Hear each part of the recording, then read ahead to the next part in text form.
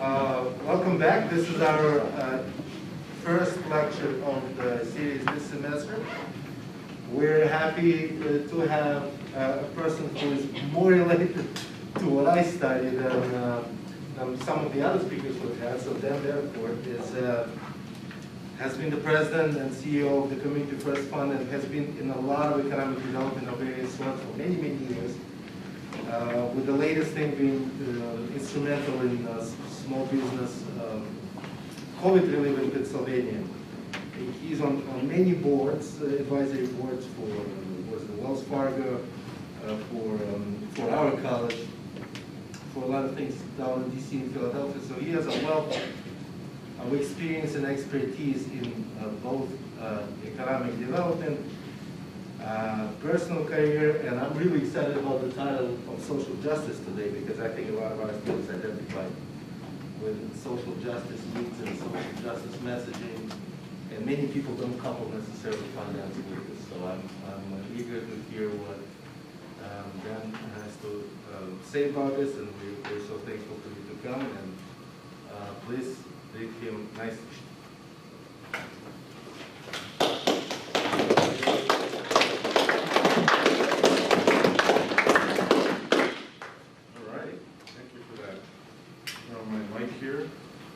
Like you can hear me? Yes, good, I can hear it.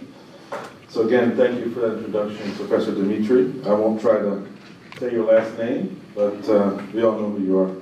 Seriously though, thank you. It's good to be here in this lecture hall and to be a part of, be the first speaker.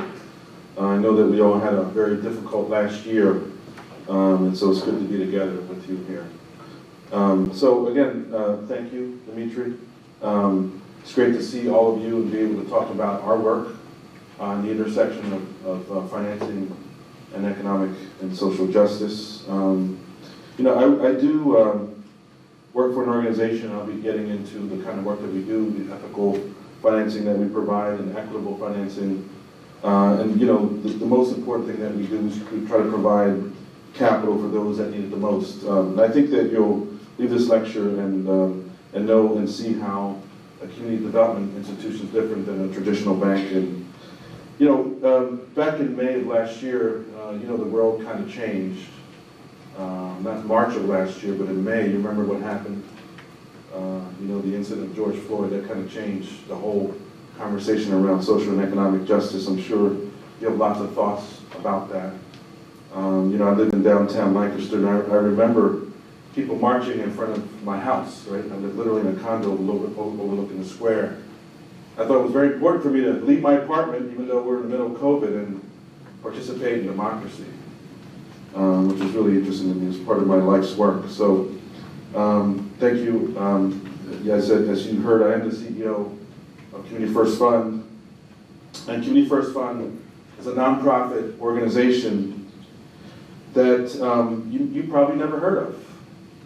Right? And, but let me start by telling you about how and why we started.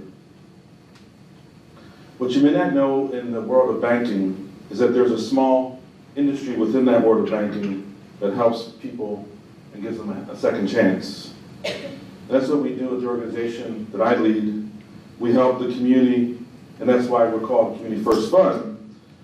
But we also are known, this is the first acronym, and you're going to be tested after this, we're known as a community development financial institution. That's a fancy phrase for really just saying, you know, in the early days when we were started, organizations like ours, we called revolving loan funds. And what that really meant was we go out and raise capital, kind of like a venture fund if you think about it, and then we revolve it by lending to people, and as the money comes back, I'm talking about small business owners, we lend it out.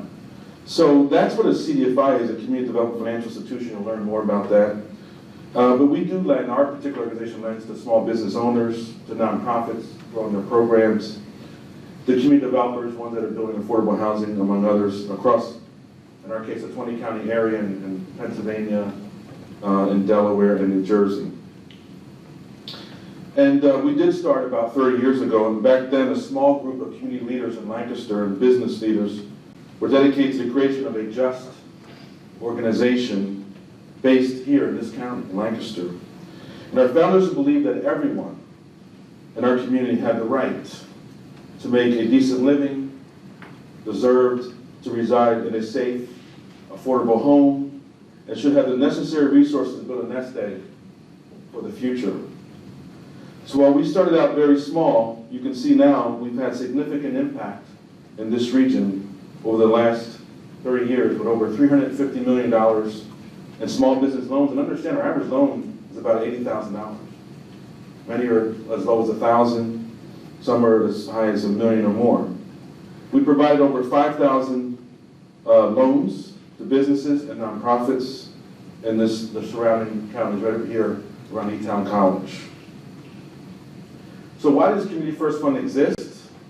And why do CDFIs exist?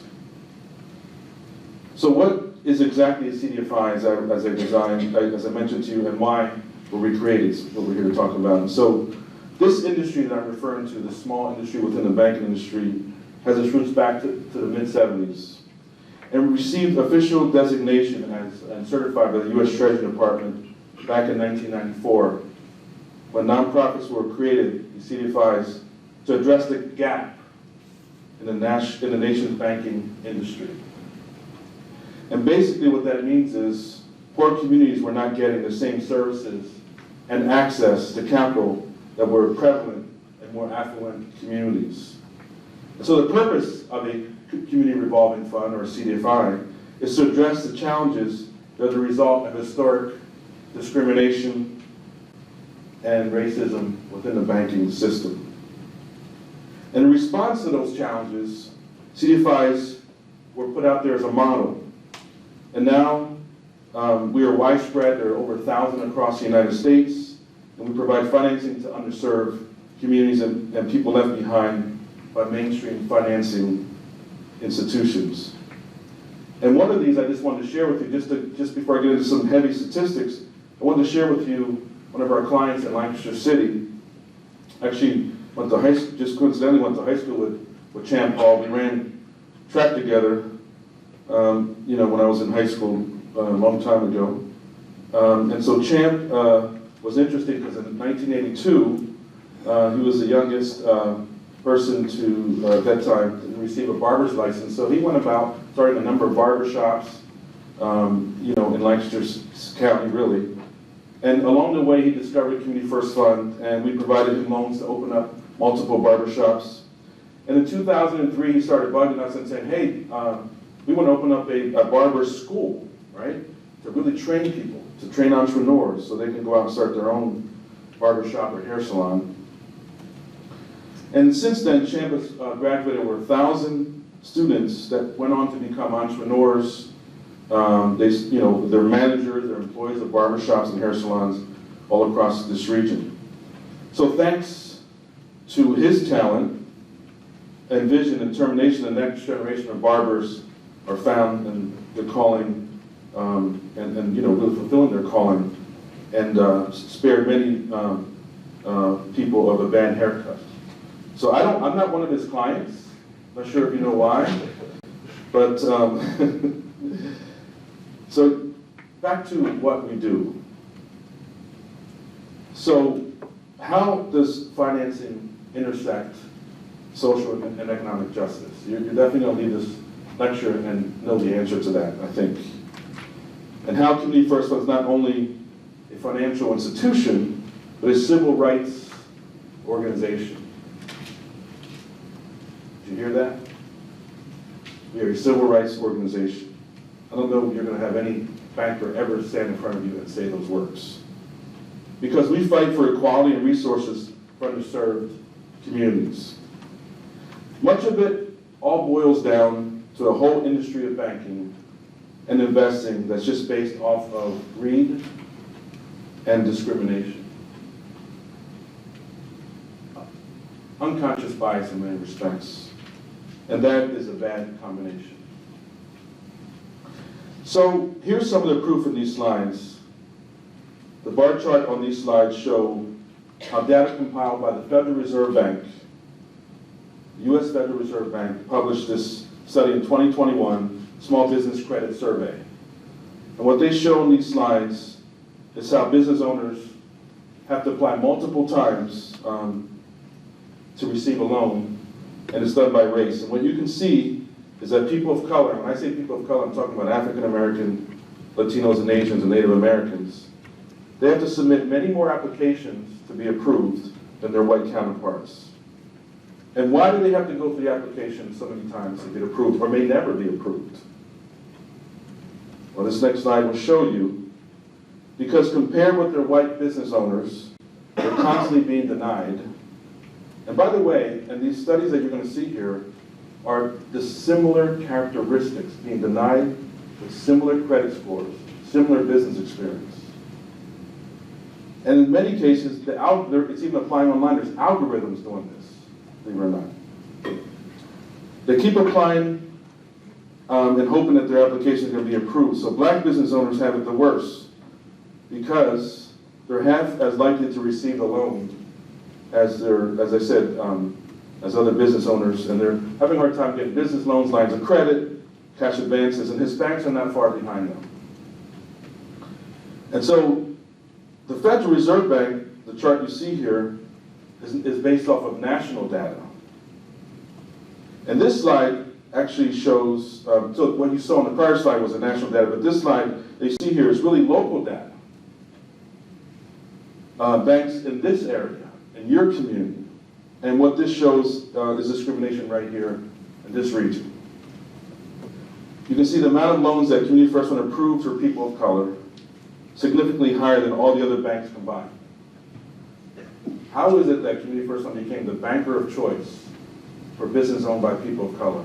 And we're basically a $200 million fund. Because 90% of our loans are to people of color. We're focused. We believe in character. We believe in people. We believe that people don't fit in nice little boxes. So you can see the difference there. Our team of 50 employees cover a 20-county area, while these regional banks employ thousands in the region. It shows what can be done if you're committed to the right thing. I mean, you're probably thinking, how does this happen? Well, because banks are focused on high net worth individuals. They're creaming the bigger opportunities for economic advancement, or you want to think about it, you do the loans that you're going to make the most money, but to focus on mom and pop businesses, it's a lot of time and a lot of focus, and believing in human dignity in the process, right? That, our clients are always thanking us, hey, thank you for that loan. No, thank you. You're coming to the table with a lot of business experience, with a serious business plan, with some great performance, and you just need a chance. So thank you. So I think these slides show if you're committed, as I said, you can do the right thing. So let's go on to see the other slides, and it even gets worse when you think about mortgage lending. It's the number one way that families build wealth. So when you think about why there's a wealth gap in the United States, particularly among white, black, and Hispanic, if you don't provide a mortgage to a family, they can't build equity, you can't build wealth, and you're not going to send your kids to college. Right? How do you do that? I mean, I can talk all day about this, but let me just share with you, because if you don't believe there's historic discrimination in the banking system, let me just tell you, and you should write this book down, that if you're a business student, you should not graduate from E-Town College or Chicago University or any college you can think of until you read, or should read, this book. It's called The Color of Money by Professor Mercer. Color of Money. And what you will see there, I'll just give you a synopsis of the book. If you think of why discrimination happened, you've probably never been told this story because our schools don't teach this. After the Civil War and Reconstruction, there was a promise to bring black and African Americans into the economic mainstream. And what essentially happened pretty quickly after that promise, after the Civil War and this promise of Reconstruction, blacks, there was a problem with the economic base of the United States, and that was called the cotton industry. The cotton industry is the reason why blacks were historically discriminated in the South. So in other words, they had the freedom, but we're not going to allow them to have bank loans. We're not going to allow them to own land. We're not going to allow them to work in our companies because we're going to discriminate against them, because we want them to stay on the plantation and be sharecroppers. That's the fundamental reason why the United States system did not allow black people into the economic mainstream. It's the cotton industry. You probably don't know that. It starts in 1865. And I'll go on to tell you that in that book, it's one of the books that has all this put together for you. Between 1930 and 1970, in the United States, the government was aware of this and the banks were aware of this, 98% of all mortgages in the United States went to white families. 1930, 1970. And so you can see why there's a wealth gap in the United States. If you deny people an ability to build wealth or have a mortgage, their kids can't go to college. You can't grow your family wealth. And so therefore, there's a whole group of people outside the economic mainstream. And if you didn't know this, that there's this thing called redlining, where banks don't approve loans in what they perceive as high-risk areas. And so there's a reason why black and Hispanic people were in one part of town and there was white flight. It wasn't because white people were afraid of black people. It's because when white families were going for mortgages in black communities, they were denied by banks because of this redlining. So even if white families wanted to live in a black community, it would have been denied at a very high rate. So therefore, they were forced to leave that neighborhood and move to the suburbs. There's this whole issue of historic discrimination. After World War II, all the benefits, and you heard the GI Bill, and this is legislatively, were denied. Mortgages through the GI Bill. Go back and look. Remember, 1930 to 1970, mortgages were not approved for black people, and the government was aware of it. So I'm not sitting here just telling you there's discrimination in the banking system. I'm kind of proving it to you. We can be in denial about this, but go read Mercer's book for yourself.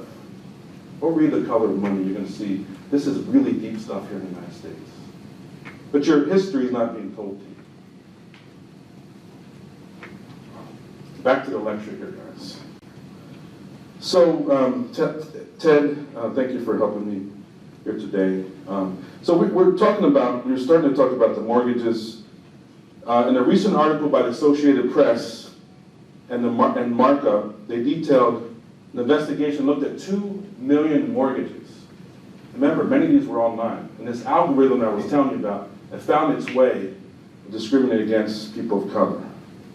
They looked at 17 different characteristics. In other words, compared mortgage owners with the same characteristics. And what they found was exactly what you see here. On the conventional mortgage, I'll just jump to the bottom. You can see if you're black, you're 8% more likely to be denied a mortgage than their white counterpart. And then, again, the wealth gap that happens because of that. So I know I shared some sobering facts with you. And now I want to share with you, I think, a story that's a little bit lighter on how we help people that are historically discriminated against. So David Christian is a gentleman that we met in our work in Philadelphia, and he runs Miracle Joy Motor, one of the only Indonesian auto repair shops in the Philadelphia area. And he strives to offer the best service to his clients in that region. And David, yes, is an immigrant from Indonesia, as I said, and he came to the United States back in the early 2000s, and he found employment at an auto repair shop. And he found that communication was an issue with a lot of the clients that were coming in to repair their car. And so he decided that he wanted to reduce that communication gap and open up his own business in that area. So David came to Community First Fund seeking business advice and financing, and we helped him both on the business side and personal side. And so with our help, he was able to open up his first bank account, obtain his first business loan, and formally start that repair business. And so David and his wife received their first mortgage from Community First Fund, allowing their family to move from a small apartment to a single family home. David would not have been able to receive that business loan or mortgage through a traditional bank. This didn't look good on paper. It didn't fit that nice little box. Community First Fund could see his strong work ethic, his character, and his love of family, and knew that he would be a solid customer. Now, mind you, our payback rate on our loans is 98, 99%. That's the same level as banks. So we have a community of people that look to peer high risk, but pay at the same levels, if not higher. Fundamentally because there's a trust level. When you trust in the people, what do? hey, they're very loyalty. If you think of marketing and brand loyalty, that's what happens even in banking. So we also focus on building healthy and vibrant communities. What the heck does that mean?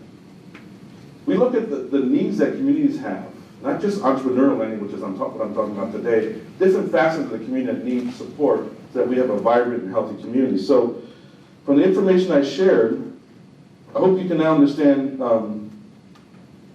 this country has, its financial system is rife with social and economic injustice. And our mission and our passion, and this work is very personal to me. As a Puerto Rican American, I know, and having grown up in the educational system in the United States, what it feels like to have low expectations of you. I know what it is for my father to go and try to get a bank loan and be denied just because of the accent that he had. So yes, it's personal. But let me share with you our strategy on how we help level the playing field for all. So yes, here's our vision and mission. I'm not going to read it out aloud to you here today. But you can see that our focus is to be a catalyst for change, for underserved communities, and we do see a world free of poverty and discrimination. And we work towards this impactful goal by providing the financial opportunities and access, and of course, provide education and the necessary resources to build that vibrant and healthy community. So again, this is our strategy, right? How do we do that? We focus on financing in these 5 key areas. And if you see there economic security, think of the problem that we're trying to solve there. Economic insecurity, providing entrepreneurial loans for business owners to grow their family wealth. And we also think about food deserts, areas that don't have fresh food. So we do lend to developers of supermarkets, particularly family supermarkets in neighborhoods that don't have it, and bodegas and other things. We also work with developers of affordable housing so that there's a good housing stock so people can have a clean, safe, dry, lead-free home. And it goes on, right? Having a home health care, meaning that there are clinics so people can go and get that, and also educational opportunities, financing charter schools and daycare centers. So I think you're getting a better understanding of what we do. I actually, I think this video is really like a 400-level video in terms of impact. And what does that mean? Because a lot of times when people think of community benefit organizations like ours, they think that we are focused, like, if I came here and told you that we do X number of loans, that's what they call an output, like we'll provide capital and there's an output. But impact is different than output. It's, what is the change that you're trying to see in a community? And what you'll realize after this video is exactly what I'm talking about. Community benefits organizations are trying to advance. So, income mobility is what we've been talking about here, moving people on the line to improve family wealth. So take a look at this video because I think you're going to really understand when you graduate, you understand how community benefit organizations and nonprofits are trying to move the dial on community impact. Ted?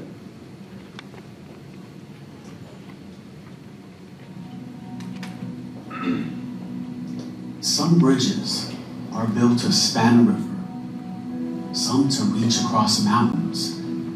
At Community First Fund, we build bridges that help raise people up. Not bridges built with concrete or steel, but bridges that connect our neighbors in impoverished areas to resources and ongoing support. We build our bridges on 5 pillars, each bringing a core necessity to underserved populations in our urban landscape. We want to connect with those who can't obtain traditional funding, embrace them, and build bridges that bring opportunity, hope, and prosperity. Bridges that create a path to sustainable, vibrant communities.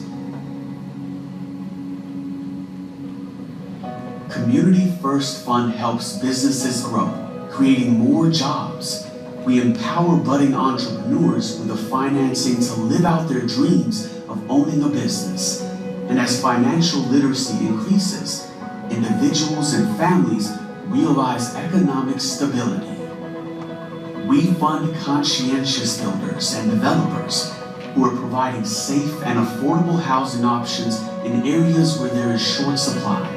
Modern, mixed-income living spaces bring diverse people together, and community pride grows. We provide funding to entities that fulfill the need for healthy, abundant, culturally diverse food. Independent supermarkets, farmers markets, bodegas, and meal-serving childcare and senior centers all contribute to eliminating hunger in our region. Community First Fund is financing affordable healthcare initiatives to create access for those in poverty.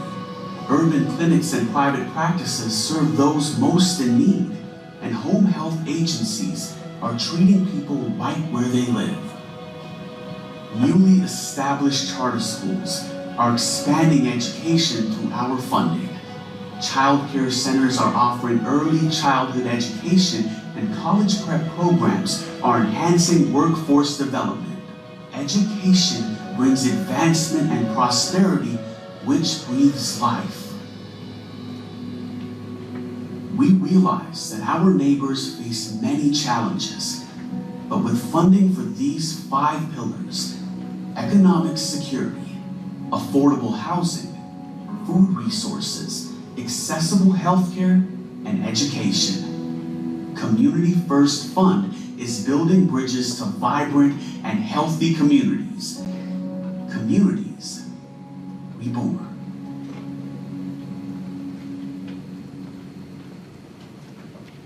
Right. Just to give a little bit of background on, when we talk about vibrant communities, you can have an idea. So typically when you talk to a bank, they're going to talk to you about the products, right? They offer car loans, they offer small business loans. And what we're trying to do is help you understand that we are focused in those gaps that are necessary in communities and make them healthier, right? So what we want to talk about here is, when people say, how is Community First Fund different than a bank, I think you can all kind of answer that, right? I think you understand that we are not about money. We are about social and economic justice, trying to level that playing field that we talked about.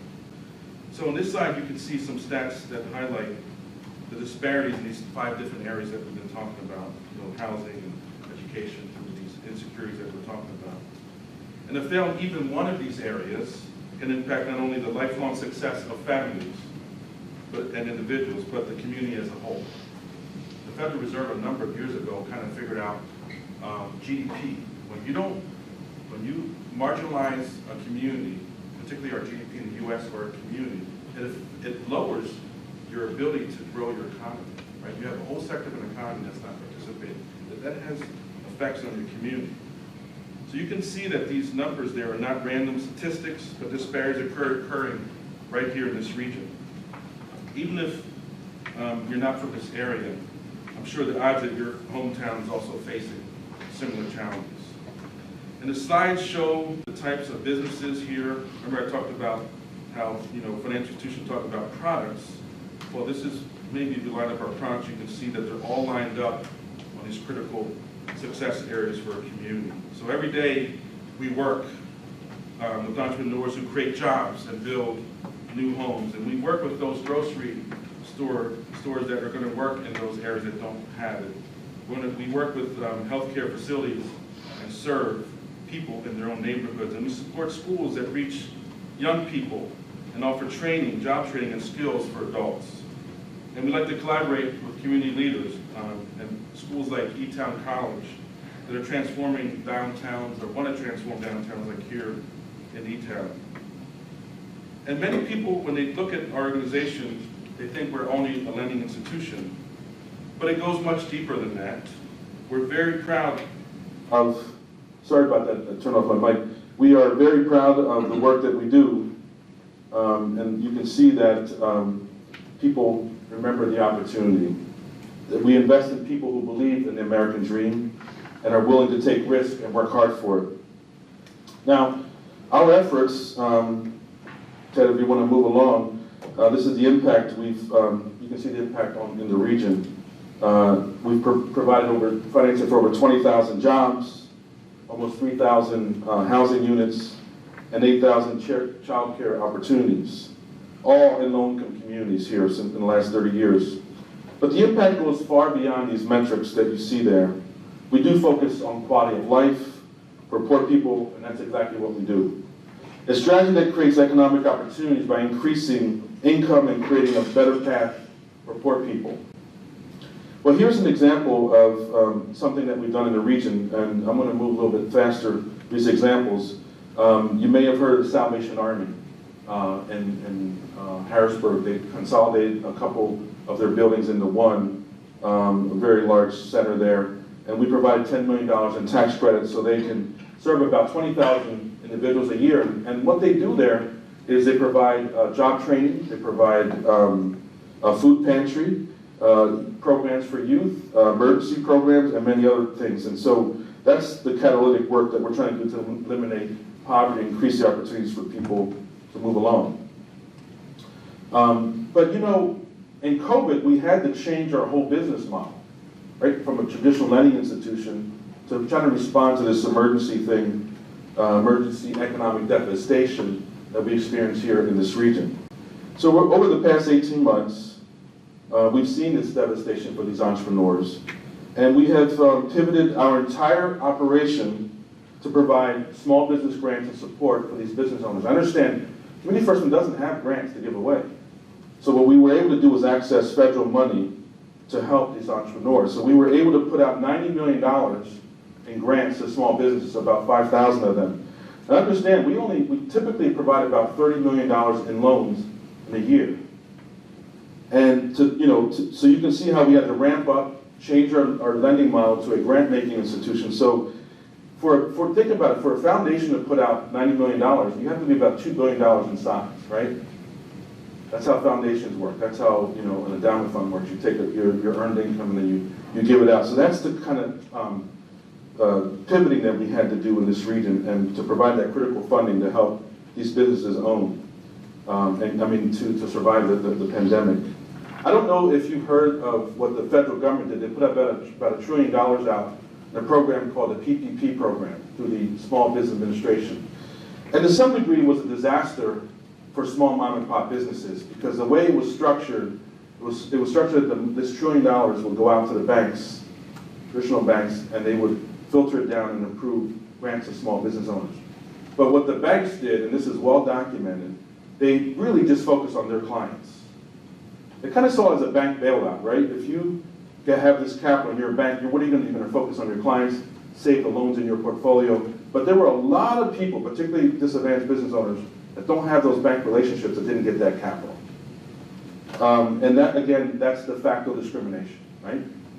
Because if you're given capital by the United States government, you're told that you're supposed to get out to your community because there's an economic devastation, and you focus on your clients, and you focus on the largest clients, you know what happens, right? Small business owners don't get the capital. So we didn't sit back, Community First Fund. We approached a number of city governments in the area, including Lancaster City, York City, Reading, a number of counties in the area, and we created these emergency funds so that these business owners, because many of them were just closed down. If you had a barber shop, or you had the daycare center, you just basically closed down for 3 months. And so we wanted to provide that economic opportunity. And then we realized that the state needed a response to help business owners. So we went to the legislature, and we went to the Department of Economic Development, and we asked them for $200 million for small mom and pop disadvantaged business in the United States, in Pennsylvania. And so they did approve Community First Fund and its network members, about 17 CDFIs across Pennsylvania, and we were able to distribute this money out, and it was $190 million. Now what was interesting is, we didn't expect this. We expected to, we would have maybe a demand of a couple $100 million. Turns out we had over 60,000 applications and $1 billion in requests. We were only able to approve about 1 in 5. So what ended up happening, we did finance 11,000 businesses there for $190 million. But here's what's interesting. You talk about public policy. How do you influence public policy as a small organization like mine, right? Well, you come up with tools and policies that are going to help the disadvantaged communities you're trying to help. So in the end, 55% of those businesses were financed, that were financed, or grants in this case, were women. And 94% of those businesses that we financed were to these industries that were targeted by COVID. And 50% of those grants went to people, businesses owned by people of color. Now, what you should know is the national PPP program, 85% of those businesses were majority businesses, and only 15% were owned by people of color. That is to say that the national response and the way that it went out through the banks, the way the banks prioritized, had a negative effect on these disadvantaged communities. And so we were trying to change that in the state. And I think the results show that.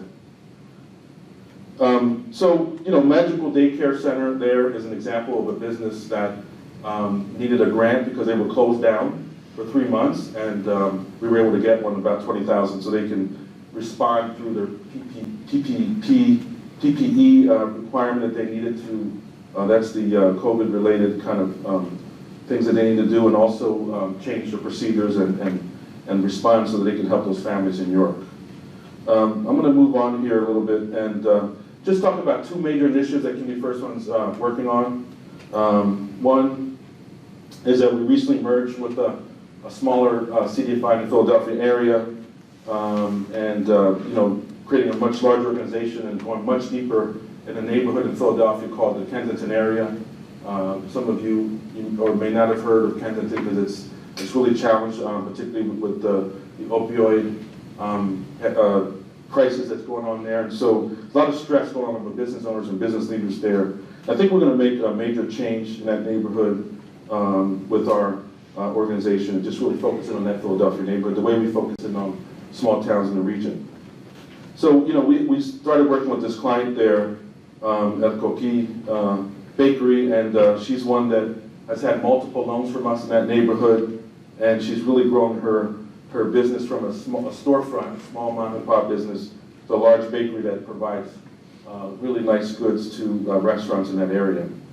So just moving along here, because we did provide her not only a PPP loan and the state grant that we talked about, but also the Philadelphia Emergency Fund grant. So what ended up happening even with Community First Fund is, you know, like the banks, we all want to help our clients and make sure that our business clients and ones that have loans would survive the pandemic. But the way that we did it was in a way that we helped clients that didn't have a relationship with us with grants as well, that $90 million that I was referring to. So the next thing we want to talk about is, you know, how two new initiatives that we're working on is, one is starting a credit union, and the second is a public policy center on racial discrimination. And so, thank you, Ted. The first one is this credit union, and you may be thinking, why do we need another credit union or bank in the area? And what the national surveys show is that 1 out of every 4 Americans are unbanked or underbanked. And so, you know, that's a situation that really affects African American families twice as much as anyone else. And so what we want to do is start this credit union. So we approached Franklin Marshall College, and because we had to prove, before we got a license, we had to prove that there was a need in the community. So that national study, we had the same thing happen at the local level. Franklin Marshall found that 1 out of every 4 Lancastrians were also underbanked or unbanked. And so we just found out, we put that application in January of this year. We just found out at the end of June that we did get that bank or credit union charter. So we're already under construction in downtown Lancaster. We plan to open up that credit union in early spring. We're also setting up a new policy center, and to really just try to bring more attention to these economic disparities that we talked about, the things that I shared with you in The Color of Money. So finally, just in closing here, just thank you, Professor Dimitri, for inviting me here. Glad to talk about the intersection of economic and social justice with finance. I think you know how we're different, and I do think that economic equality will happen in America. And I want to thank you for the opportunity to have me speak here today, and I'm happy to answer any questions.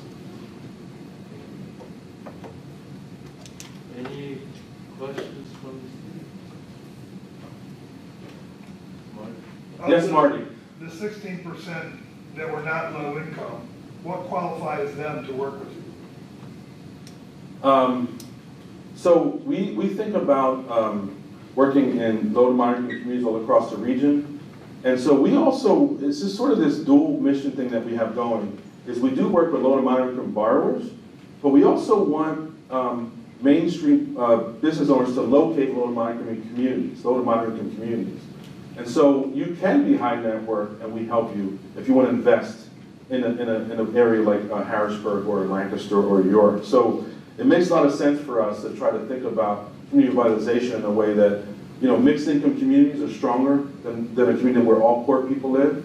We see that in education, when you mix children of different race and different income levels, they tend to do better than just, you know, warehousing a lot of poor kids, and the educational attainment is not at the same level. I have a couple of questions. So one is, among other things, they teach machine learning and artificial intelligence, which is used a lot in banking for scoring loans, for approving loans. But the problem with that approach is it's used past practices and past data to learn about whom to approve, which essentially is biased. So how do you think should banking industry evolve and deal with this, modeling the way they approve things and the way they score borrowers? Well, you know, I said earlier, historically, and the question is really how do these models, how are they able to discriminate against people? And I shared with you that it was essentially done by, you won't do it by race, right? You won't say this is a black borrower or Latino borrower, but what if you did it by zip code? Isn't that a proxy for a low-income community in a way to not lend to people? So there are many different ways that don't appear to be discriminatory that actually can discriminate against people. And sort of what I was saying about with the PPP program, the banks didn't go out discriminate against marginalized business owners, but the moment you focus on your business owners, and if those business owners are businesses that are not marginalized, what did that policy do? It had the effect of not helping small mom and pop businesses that were devastated economically, but are not the bank's customer. So this can happen. And related to that, my next question was, so you're opening a credit union, and you, like you said, some people are underbanked or not into banking at all. What's your plan? How is your credit union going to be different? How is it going to appeal to people who are typically not, either historically don't have good relationships with banking or have never even participated? I think it's the same ethos that we have at Community First Fund we're going to take into the Community First Fund Federal Credit Union, and just to meet people where they're at. You know, even when we approve our business loans, sure, we look at credit scores and we look at all those things, but we fundamentally believe in people. And so you sit down and you have those conversations, you develop that rapport, and you can see that families are just trying to do what you do, right? They're just trying to move along that American dream, and in many respects, they're not getting that opportunity. So we do want to provide the same opportunity we do on the commercial business side, on the retail side. Yes? Oh, I thought you had your hand. I'm here. That's okay. Yes, sir. So, like, you mentioned that some people come back for loans again.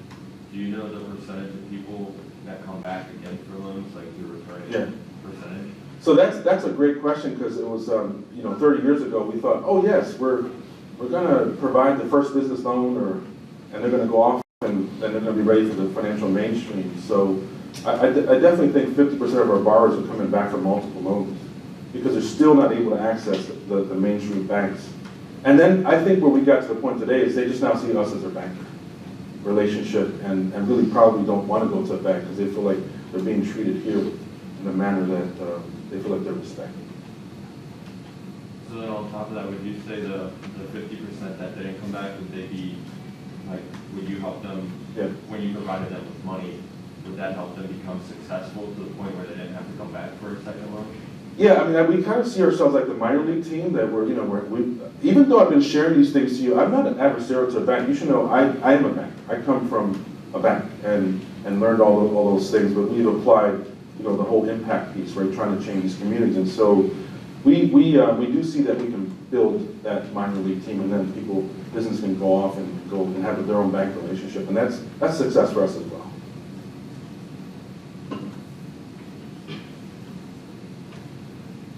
Questions? Well, thank you very